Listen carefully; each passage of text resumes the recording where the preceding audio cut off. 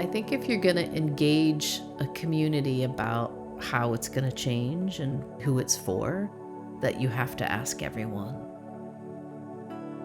Which sometimes in terms of community process and community change, that might not always be the case. The Common Threads project was a collaboration between Waterville Creates and the Future Mothers Collective, and it is an attempt to merge art and community outreach in an accessible and open-ended way by inviting the public in to engage with community questions that affect them and have their voices heard.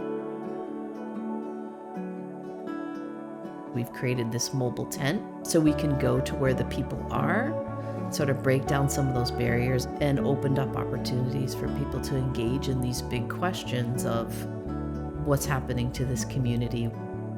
How do we honor the land we are on? What are your dreams and hopes for the future? What stories need to be told? What stories are missing?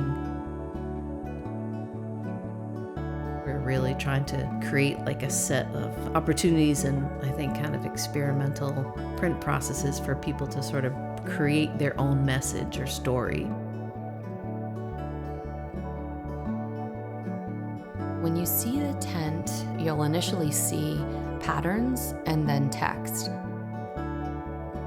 We gathered words that we felt were strong and open as a way to get to this idea of how to create a visual language that can speak to sort of this idea of building the communities that we want to live in, while also really honoring that idea of place.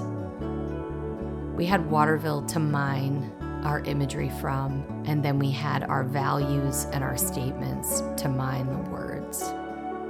Hope, heal, dream.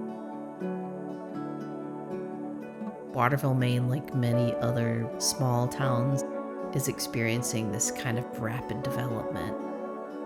I think if we can hold space for engaging in public problems in our communities and think about how do we bring creativity and imagination to the problem, I think we might be really surprised about where we could get to.